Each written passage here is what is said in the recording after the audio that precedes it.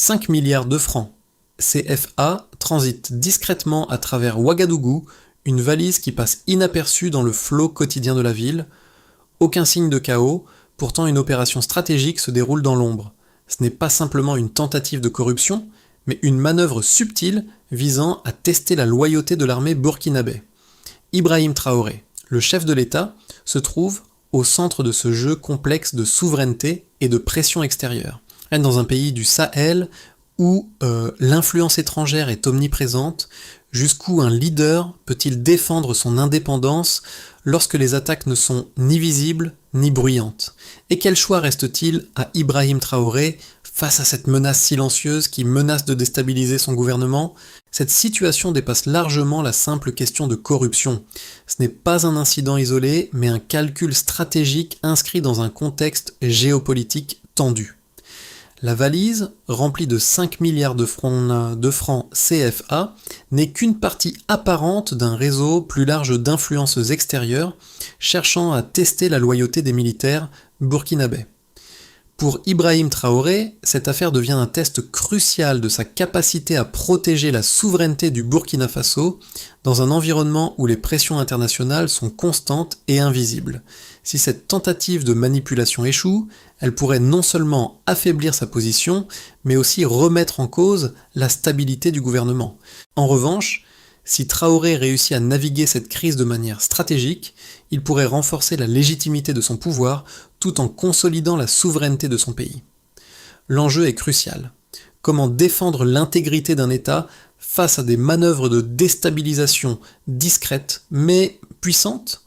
Dans ce contexte, chaque décision prise par Traoré pourrait résonner bien au-delà de ses frontières. Le moment clé de l'affaire se dévoile lentement. La valise contenant 5 milliards de francs CFA n'était pas destinée à financer un projet officiel, mais à provoquer une rupture interne ciblée au sein du pouvoir militaire. Ce fait précis change radicalement la perspective de l'événement. En apparence, il s'agissait d'une simple tentative de corruption, mais à y regarder de plus près, cette somme colossale représente une tentative discrète d'affaiblir l'État en fragmentant les loyautés au sein des forces armées. Ce genre d'opération est plus fréquent dans les régimes instables où des influences extérieures cherchent à exploiter des vulnérabilités internes. L'élément déclencheur de cette affaire n'est pas simplement l'argent, mais ce qu'il représente, une interférence systématique visant à modifier l'alignement stratégique du pays. Ce transfert financier ne se fait pas de manière isolée, mais dans un cadre plus large de tentatives de déstabilisation. Les services de renseignement burkinabés suivent cette opération depuis plusieurs semaines, surveillant les flux d'argent et les connexions avec des intermédiaires européens. Ce réseau complexe, bien au-delà de la simple transaction, illustre l'ingérence stratégique dans une région déjà fragile. Mais la valise, bien que symbolique, n'est qu'un petit détail dans une situation bien plus vaste. Derrière cette affaire se cachent des jeux d'influence longs, soigneusement orchestrés, où chaque mouvement est calculé pour fragiliser l'unité militaire, tester les failles du pouvoir et manipuler les décisions à la tête de l'État. Si cette tentative échoue, elle pourrait servir d'exemple d'une souveraineté défendue avec efficacité, mais si elle réussit, elle pourrait ouvrir la voie à des manœuvres de déstabilisation encore plus complexes. Au centre de cette affaire se trouve un personnage clé, un officier de terrain discret, mais respecté pour son discernement. Contrairement à d'autres qui pourraient se laisser emporter par les émotions, cet officier fait preuve d'une grande prudence. Il remarque tout de suite que l'officiel étranger en contact avec lui semble trop affable, trop précis dans ses promesses et trop pressé d'obtenir des signaux de ralliement. Plutôt que de rompre immédiatement, il choisit de suivre cette piste, convaincu que la menace ne réside pas dans la valise elle-même, mais dans le réseau qu'elle cherche à activer. Ce choix se révèle rapidement décisif. L'officier et ses collègues, en gardant leur calme, parviennent à documenter chaque rencontre, chaque proposition, chaque échange. Plutôt que de tenter d'arrêter l'opération sur le champ, ils transforment cette tentative de corruption en une collecte de renseignements cruciale. Chaque détail, chaque communication suspecte et soigneusement enregistrés sans que personne ne sache qu'ils ont déjà alerté la chaîne de commandement. Ce travail minutieux permet de créer un dossier solide composé de preuves et de témoignages qui mettra en lumière l'étendue du réseau d'influence. Cette approche calme et structurée permet de ne pas précipiter la situation, mais de créer une base d'informations solide qui servira à l'action future. Ce travail de fond est essentiel pour comprendre comment, dans une crise de cette envergure, la patience et la méthode peuvent devenir les armes les plus puissantes pour un gouvernement en quête de souveraineté. Tout commence de manière presque anodine. Un contact, une proposition discrète, une promesse de soutien. Un intermédiaire, apparemment sans grande importance, présente une offre attrayante, mais en réalité c'est l'amorce d'une opération bien plus vaste. L'argent, les mots, les rencontres se coordonnent en silence, dans l'ombre des couloirs de Ouagadougou. Les premières étapes semblent insignifiantes, des gestes discrets, mais déjà, un plan se tisse. Le transfert d'argent, qui au départ n'apparaît que comme un simple paiement, commence à prendre une tournure inquiétante. L'argent ne semble pas destiné à un projet de développement ou à une aide humanitaire. En réalité, il est utilisé pour des transactions secrètes visant à perturber les lignes de commandement militaire et à affaiblir la loyauté des officiers de haut rang. Une stratégie qui rappelle les techniques d'influence déjà observées ailleurs dans le Sahel, mais qui, cette fois, se déroule sous la forme d'une opération quasi invisible. Les services de renseignement burkinabés, avertis de cette manœuvre, réagissent avec une précision chirurgicale. Le réseau est tracé, les communications interceptées, les mouvements financiers suivis. Ce qui semblait être une tentative isolée se révèle progressivement comme la partie émergée d'un plan plus vaste, impliquant des acteurs étrangers et des relais locaux. En observant de près, les enquêteurs identifient des transferts d'argent apparemment anonymes, mais qui suivent de des circuits précis, avec des intermédiaires situés entre l'Europe et l'Afrique de l'Ouest. L'objectif devient clair, fragiliser l'unité de l'armée, introduire un poison subtil dans les rangs militaires et tester la réactivité du pouvoir central. Chaque action semble calculée pour générer une tension interne, semer des doutes et réduire la cohésion nécessaire pour maintenir l'ordre. Les premières étapes de l'opération ressemblent à une série de tests, d'essais discrets, mais une fois que les indices sont rassemblés, la manœuvre devient évidente. Le moment clé survient lorsque les enquêteurs découvrent la véritable portée du projet. Le financement ne vise pas uniquement un petit groupe, mais toute une série d'officiers susceptibles de jouer un rôle clé dans les prochaines semaines. Ces acteurs, en apparence loyaux, sont en réalité des cibles à travers lesquelles l'influence étrangère cherche à s'immiscer dans le fonctionnement du pays. Tout cela se joue dans les coulisses, loin des regards du public, mais les autorités burkinabées prennent conscience qu'il s'agit là d'une tentative de déstabilisation à grande échelle. L'implication de l'armée devient un facteur de plus en plus crucial. Dans une première réaction mesurée, le gouvernement dirigé par Ibrahim Traoré choisit de ne pas rendre l'affaire publique immédiatement. Au lieu de cela, les services de renseignement sont chargés de suivre le réseau, de cartographier les acteurs impliqués et de documenter toutes les étapes de l'opération. La priorité est donnée à la collecte d'informations et à la mise en place d'une réponse structurée. Cette approche long terme permet de dévoiler peu à peu les maillons de la chaîne, ce qui donnera au gouvernement un levier de négociation pour contrer toute tentative future d'influence externe. Mais au fur et à mesure que l'affaire se développe, un constat devient évident, cette tentative de corruption ne fait pas que viser à acheter des loyautés, elle cherche avant tout à créer un climat de suspicion, à fragmenter les forces armées et à créer une fracture au sein de l'élite politique et militaire du pays. L'objectif sous-jacent est de réduire l'efficacité du gouvernement, d'affaiblir la cohésion nationale et de faire en sorte que des divisions internes prennent le dessus sur l'unité du Burkina Faso. L'affaire des 5 milliards de francs CFA prend une tournure décisive lorsque les enquêteurs parviennent à identifier plusieurs éléments quantifiables qui révèlent l'ampleur de l'opération.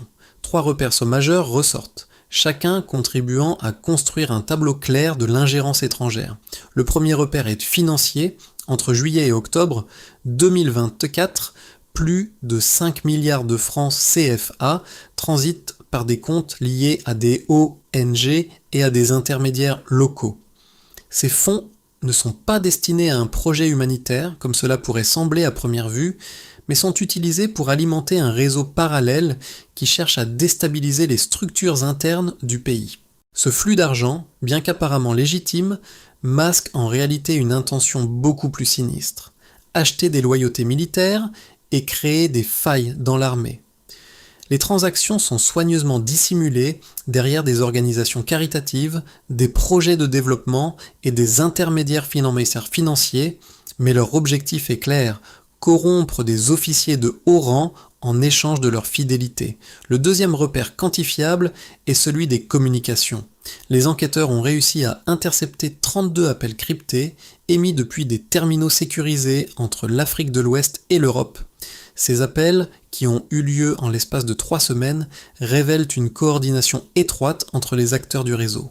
Chaque appel représente une tentative de manipulation, de ralliement ou de pression exercée sur des officiers et des acteurs politiques. Ces communications sont soigneusement planifiées, passant de main en main et remontant à des individus haut placés. Cette dynamique de coups de téléphone stratégiques est une des tactiques clés dans le processus d'infiltration et de corruption systémique. Le troisième repère provient de l'analyse sociale.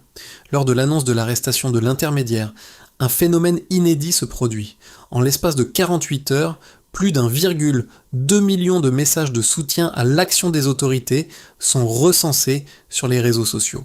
Ce chiffre, impressionnant pour un pays du Sahel, montre non seulement un soutien populaire massif, mais également une prise de conscience collective face à une tentative d'ingérence. Cette réponse est un tournant majeur, car elle marque un renversement de dynamique. Une opération censée fragmenter le pays renforce au contraire la cohésion nationale. L'unité des citoyens face à la menace perçue par l'ingérence extérieure devient un élément central dans la stabilité interne du Burkina Faso. Ces 3 éléments, les flux financiers, les communications cryptées et la réaction sociale, forment un triptyque solide qui montre la sophistication et la portée de l'opération. Il souligne la planification minutieuse d'un réseau d'influence, cherchant à tester la résilience de l'État burkinabé.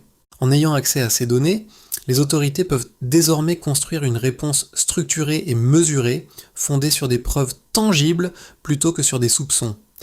Ces informations permettent également de mettre en lumière la manière dont une tentative de corruption peut se transformer en un enjeu politique majeur, une lutte pour la souveraineté nationale. Ainsi, la mise à jour de ces 3 repères cruciaux sert à redéfinir la nature de l'incident. D'un simple cas de corruption, il devient un révélateur des fragilités internes du pays, une démonstration de l'ingérence extérieure systématique et un test pour la gouvernance du Burkina Faso. L'affaire des 5 milliards se transforme alors en une épreuve pour la souveraineté de l'État. L'affaire des 5 milliards a rapidement généré des débats passionnés sur la nature de la souveraineté et de l'ingérence. 2 arguments opposés se sont rapidement imposés, chacun soutenu par des preuves solides mais interprétées de manière radicalement différente. La première thèse, soutenue par certaines chancelleries occidentales et une partie des analystes internationaux, défend l'idée d'une paranoïa d'État au Burkina Faso. Selon cette vision, le pays s'engagerait dans une dérive autoritaire, poussée par la méfiance excessive envers ses partenaires étrangers. Les critiques soulignent que la multiplication des accusations d'ingérence et des ruptures diplomatiques, notamment avec les anciennes puissances coloniales, pourrait isoler le Burkina Faso sur la scène internationale. En réponse à cette thèse, certains experts avertissent que les actions du gouvernement pourraient entraîner une réduction de l'aide humanitaire, des sanctions économiques et, en fin de compte, un affaiblissement du pays.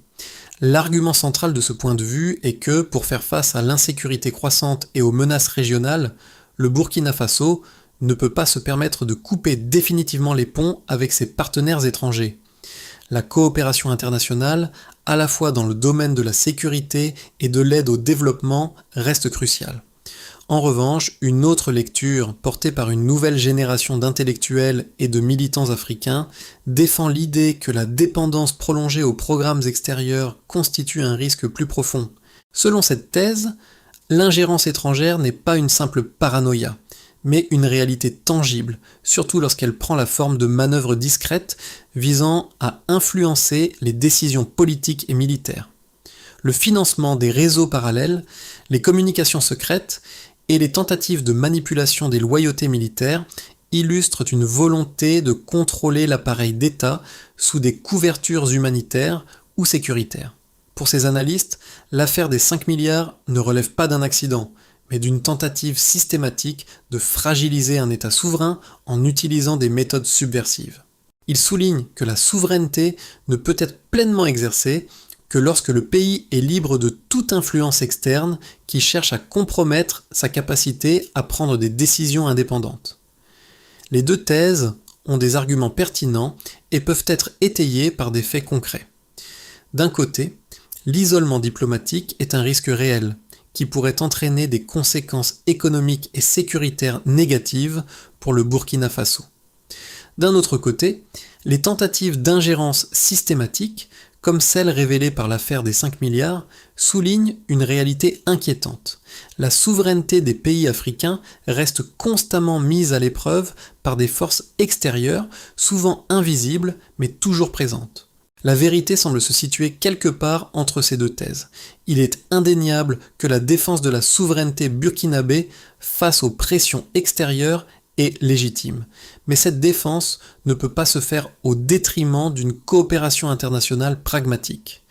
Il est nécessaire de trouver un équilibre entre ces deux objectifs, en renforçant l'autonomie nationale tout en préservant des relations internationales constructives. L'affaire des 5 milliards soulève donc la question de savoir comment un pays peut, à la fois, se protéger des tentatives de manipulation et maintenir des liens utiles avec ses partenaires stratégiques. Un tournant décisif survient lorsqu'une nouvelle information est rendue publique. L'intermédiaire arrêté n'agissait pas seul. Les documents saisis montrent qu'il faisait partie d'un réseau opérant simultanément dans plusieurs capitales régionales. Cette révélation redéfinit toute l'affaire, car l'objectif ne se limitait pas à influencer une seule décision, mais à tester la solidité de l'appareil d'État burkinabé dans son ensemble. La tentative de manipulation ne visait pas seulement à corrompre un individu ou à acheter une loyauté, mais à provoquer une fracture interne, une division entre les différentes forces politiques et militaires du pays. Cette découverte fait basculer l'interprétation de l'affaire. Ce n'était pas une simple tentative de corruption isolée, mais une opération planifiée, transnationale et systémique. La mise au jour de ce réseau d'influence confirme la thèse selon laquelle les enjeux étaient bien plus vastes. Il s'agissait de tester les failles d'un État en pleine restructuration, où les enjeux de souveraineté sont particulièrement sensibles. Le gouvernement burkinabé, dirigé par Ibrahim Traoré, prend ainsi conscience que cette crise ne se résume pas à un simple incident financier, mais s'inscrit dans une guerre d'influence à bas bruit dont les impacts sur la stabilité nationale seront durables. L'affaire des 5 milliards de francs CFA révèle des conséquences bien au-delà de la sphère politique immédiate. La réaction du peuple burkinabé, les audits financiers et les dynamiques diplomatiques en sont des éléments clés. Ces conséquences peuvent être analysées sous plusieurs angles, chacun influençant un aspect différent de la société, de l'économie et de la politique. Du côté de la politique interne, l'affaire a permis de resserrer les rangs au sein de l'armée. La révélation de la tentative de manipulation extérieure a permis de consolider la cohésion militaire et d'éliminer toute ambiguïté concernant la loyauté des officiers. La hiérarchie militaire a renforcé ses mécanismes de surveillance interne et a instauré des formations régulières sur la prévention des interférences externes. De plus, cette situation a permis à Ibrahim Traoré de renforcer son leadership en montrant qu'il pouvait défendre la souveraineté du Burkina Faso avec fermeté, sans céder à la pression étrangère. La gestion de cette crise a renforcé la légitimité de son gouvernement aux yeux de nombreux Burkinabés qui ont vu dans sa réponse une défense de l'intégrité nationale. Sur le plan économique, les autorités ont réagi en accélérant les audits des flux financiers et des contrats miniers avec pour objectif de renforcer la transparence et d'éliminer toute possibilité de corruption interne. Les premiers résultats de ces audits ont mis en lumière plusieurs circuits financiers parallèles utilisés pour détourner des fonds publics. Ces révélations ont provoqué des tensions avec certains secteurs de l'économie, mais elles ont également montré la volonté du gouvernement de ne pas tolérer les abus et de prendre des mesures strictes pour protéger les ressources du pays. Les audits ont également permis de mieux contrôler les acteurs étrangers opérant dans le pays et de resserrer les liens économiques régionaux en privilégiant des partenaires qui respectent la souveraineté du Burkina Faso. Diplomatiquement, l'affaire a provoqué une réaction mitigée. Tandis que certains pays voisins du Sahel ont salué la vigilance du Burkina Faso, d'autres puissances, notamment européennes, ont exprimé leur inquiétude quant à l'isolement du pays. Les sanctions économiques et la réduction de l'aide extérieure demeurent des menaces réelles, mais elles ne sont pas suffisantes pour briser la volonté politique du gouvernement burkinabé. En revanche, l'affaire a permis au Burkina Faso de se rapprocher de certains pays africains, partageant ses préoccupations sur les questions de souveraineté et d'ingérence étrangère. Ce renforcement des liens régionaux pourrait jouer un rôle crucial dans les mois à venir en matière de sécurité et de coopération économique. Enfin, du point de vue social, l'affaire des 5 milliards a eu un impact significatif. En réponse à l'opération de manipulation, une mobilisation citoyenne a vu le jour, notamment sur les réseaux sociaux, où des millions de messages de soutien ont été partagés. Cette solidarité populaire a montré que, loin de diviser, l'affaire a réussi à fédérer les Burkinabés autour de valeurs communes de résistance à l'ingérence. De nouvelles associations civiques ont émergé et les débats sur la souveraineté nationale se sont intensifiés. La question de la transparence et de la gouvernance est désormais plus que jamais au centre des préoccupations publiques. Le civisme est renforcé et l'engagement citoyen semble être devenu un outil de vigilance collective face aux tentatives d'influence extérieure. En somme, l'affaire des 5 milliards n'est pas simplement un incident isolé, elle représente un point tournant dans la manière dont le Burkina Faso aborde ses relations internationales, sa politique intérieure et sa souveraineté. Les répercussions de cet événement se feront sentir pendant longtemps, non seulement dans les institutions du pays, mais également dans l'opinion publique, l'économie et la diplomatie régionale. En l'espace de 6 à 12 mois, plusieurs scénarios peuvent se dessiner pour le Burkina Faso à la suite de l'affaire des 5 milliards de francs CFA. Chacun d'entre eux dépendra de la manière dont le gouvernement, dirigé par Ibrahim Traoré, réagira aux pressions internes et externes, tout en équilibrant les enjeux de souveraineté et de coopération régionale.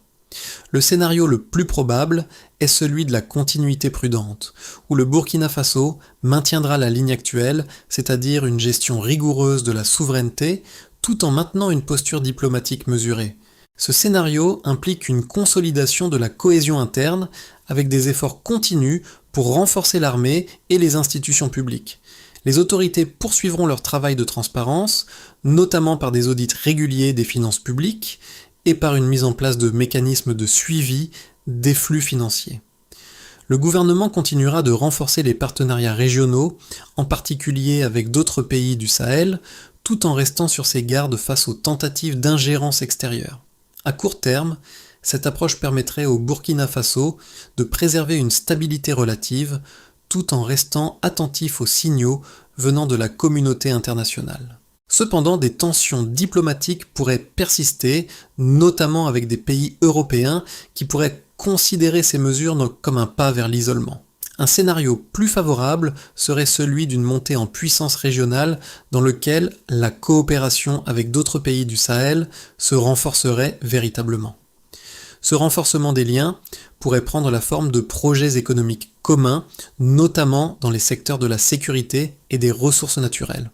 Le Burkina Faso pourrait se positionner comme un leader dans la région, s'appuyant sur sa capacité à résister aux pressions extérieures tout en stimulant les échanges économiques entre voisins africains. Dans ce cas, l'affaire des 5 milliards deviendrait un symbole de résistance, et le pays pourrait en tirer un prestige accru au niveau régional. Cette dynamique pourrait également attirer de nouveaux investisseurs régionaux et les relations économiques avec les pays voisins, comme le Mali ou le Niger, se renforceraient. Le pays pourrait devenir un point d'ancrage pour la coopération entre les États sahéliens, créant une nouvelle dynamique régionale plus autonome et moins dépendante des puissances occidentales. Enfin, dans un scénario plus inquiétant, marqué par des pressions accrues et un repli, le Burkina Faso pourrait se retrouver confronté à des sanctions économiques plus sévères, accompagnées de nouvelles tentatives de déstabilisation. Les relations diplomatiques avec certains pays européens pourraient se détériorer davantage, entraînant une réduction significative de l'aide humanitaire et des investissements étrangers. Ce scénario impliquerait une contraction de l'activité économique, augmentant ainsi les tensions sociales à l'intérieur du pays. L'État pourrait être contraint de se tourner davantage vers ses voisins du Sahel pour compenser ces pertes, mais sans garantir une stabilité durable à long terme. Les tensions internes pourraient s'aggraver, en particulier si l'influence extérieure venait à exercer une pression plus directe sur les élites politiques et militaires du Burkina Faso. Ce type de scénario risquerait de fragiliser encore davantage la position du pays sur la scène internationale. Face à ces trois trajectoires, la clé de la réussite réside dans la capacité du Burkina Faso à naviguer entre souveraineté et coopération, à renforcer sa position stratégique tout en évitant les pièges d'un isolement excessif. Le gouvernement devra trouver des solutions innovantes pour allier indépendance et développement, en gardant à l'esprit l'importance de la stabilité sociale et économique. L'affaire des 5 milliards de francs CFA a non seulement affecté les sphères politiques et économiques du Burkina Faso, mais elle a aussi profondément résonné auprès de la population. Cette affaire a eu des effets multiples et durables, notamment sur la manière dont les citoyens perçoivent leur propre souveraineté et leur rôle dans la défense de l'État. Le soutien populaire, qui a été massif sur les réseaux sociaux, témoigne d'une prise de conscience collective sans précédent.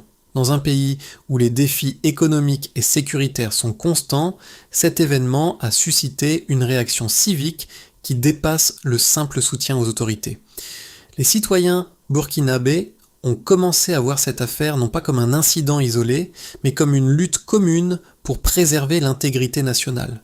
Des forums publics et des débats ont émergé, où des groupes civiques ont pris la parole pour discuter de l'importance de la transparence et de la lutte contre l'ingérence étrangère. L'afflux de soutien populaire est également un signe de la montée d'une conscience politique plus affirmée, où chaque individu se sent responsable de la défense de sa souveraineté. Ce phénomène pourrait marquer un tournant dans l'engagement civique au Burkina Faso, incitant à une vigilance accrue face aux influences extérieures. Cependant, cette dynamique comporte aussi des risques. L'augmentation de l'engagement civique pourrait entraîner une polarisation de la société si elle n'est pas correctement canalisée.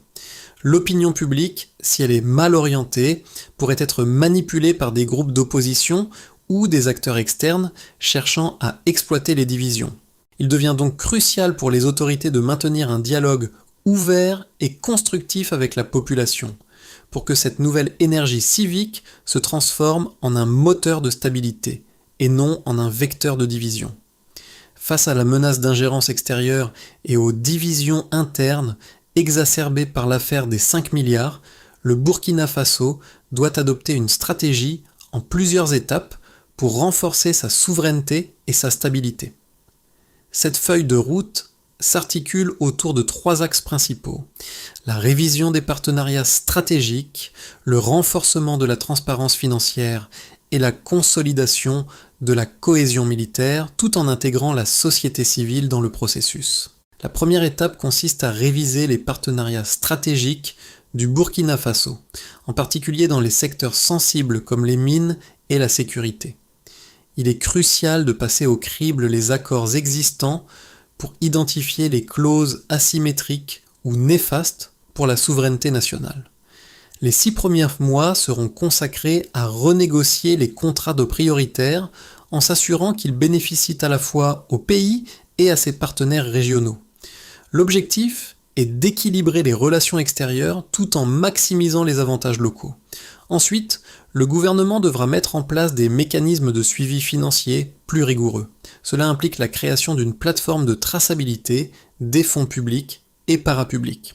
L'objectif est de réduire l'espace pour les circuits financiers parallèles est d'assurer une transparence totale dans la gestion des ressources. Des audits réguliers seront mis en place pour détecter toute anomalie et renforcer la confiance du peuple dans la gestion de l'État. Enfin, la cohésion militaire doit être consolidée. Les forces armées doivent être renforcées par des formations ciblées sur la gestion des interférences externes et la protection de l'intégrité nationale. Cela inclut l'introduction de modules éducatifs sur l'éthique et la gouvernance et la mise en place d'une politique de remontée rapide des alertes en cas de tentative de manipulation. Ces actions permettront de bâtir un système résilient, capable de répondre aux pressions extérieures tout en consolidant l'indépendance du pays. Une participation accrue de la société civile complétera ce processus, en assurant que chaque citoyen se sente impliqué dans la défense de la souveraineté et dans le maintien de l'unité nationale. L'affaire des 5 milliards de francs CFA, bien que discrète au départ, a révélé les fragilités cachées de l'État burkinabé et mis en lumière l'importance capitale de la souveraineté nationale. Ce qui semblait être un simple incident de corruption est devenu le symbole d'une lutte plus grande, celle de la défense des valeurs fondamentales de l'indépendance et de l'intégrité du pays. La valise, un objet ordinaire en apparence, est ainsi devenu le point de convergence de tous les enjeux géopolitiques et internes du Burkina Faso. À travers cette histoire, un message clair s'est imposé. La souveraineté ne se décrète pas. Elle se construit dans le temps à travers des actions concrètes et des choix collectifs. La résistance, loin d'être une réaction impulsive, est un processus long, patient et partagé. Le Burkina Faso, face aux pressions externes et internes, a choisi de défendre son indépendance, non pas avec des mots, mais avec des faits. Le récit de cette affaire s'inscrit désormais dans l'histoire comme un modèle de résilience et de détermination. L'affaire des 5 milliards de francs CFA, au-delà de ses implications politiques et économiques, soulève une question essentielle. Comment chaque nation peut-elle préserver son indépendance face aux pressions extérieures ? Pour le Burkina Faso, cette crise a agi comme un catalyseur, renforçant la vigilance et la solidarité nationale. Mais au-delà de ce cas précis, cette histoire nous rappelle que la souveraineté d'un pays ne repose pas seulement sur ses dirigeants, mais sur l'engagement de chaque citoyen à défendre ses principes fondamentaux.